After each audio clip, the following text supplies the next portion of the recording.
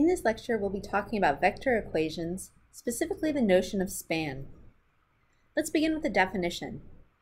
Suppose we're given some vectors v1, v2 through vp in Rn.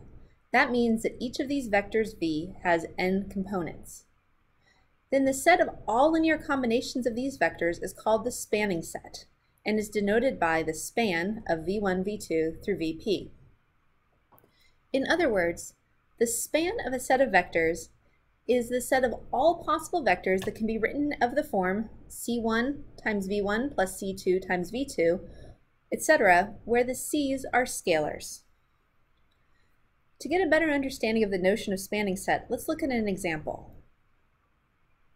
So suppose I want to ask the question, is the vector x equals 5, 8, negative 2 in the span of these two given vectors? If we look back at our definition, we see that something's in the spanning set if it can be written as a linear combination of the vectors. So another way of rephrasing this example is we'd like to know, is x a linear combination of the two given vectors?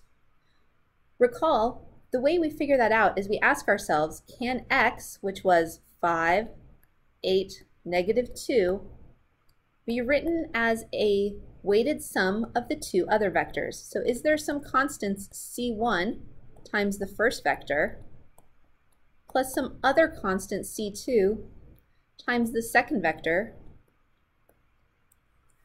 for which the sum of these two vectors equals our given vector x?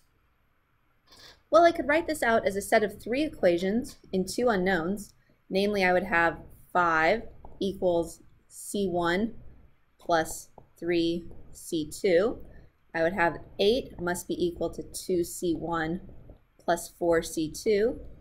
And I would have that negative 2 must be equal to negative c1 plus 0. Notice I found that just by multiplying across and setting equivalencies, because remember, two vectors are equivalent if they're equivalent entry-wise. I could also quickly convert this to a matrix system without having gone through this intervening step. This is the augmented matrix 1, 2, negative 1, 3, 4, 0, augmented with 5, 8, negative 2.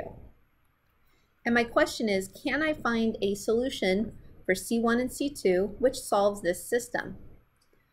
Well, if I fast forward a little bit, I can go ahead and row reduce this matrix to reduced row echelon form to see if I can find a solution. If you go through the steps of row reduction, you get the following matrix, which is row equivalent to our given matrix. Looking at this, this tells me that C1 must be equal to 2 and C2 equals 1. If you check back at our original problem up here, you'll see that those values do indeed give you a solution of this equation. Well, let's remind ourselves, what were we trying to do again? Looking back at our original problem, we were trying to show that x was in the span of this vector set. That was equivalent to showing that x was a linear combination of those two vectors. And since I found constants c1 and c2 such that x was a linear combination, I can now conclude that yes, x is in the span of those two vectors. Again, this is because x is a linear combination of the two given vectors. What does this all mean geometrically? The span basically is the set of all linear combinations of a set of vectors.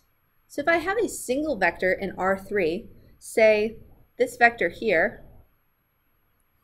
then the span of that vector would be every multiple of that vector. It's because remember, all linear combinations would look like a constant, or a scalar constant, times that vector. And so that means it would be all the points in the line formed by extending that vector. So the span of a single vector in R3, other than the 0 vector, would be a line. Now suppose I had two vectors, one of which wasn't a multiple of the other. In that case, if I had two vectors, the span of those vectors would give me a plane. So in the second picture here, you see if I have two vectors in R3 and they're not multiples of each other, then that means that the span of those two vectors would give me an entire plane.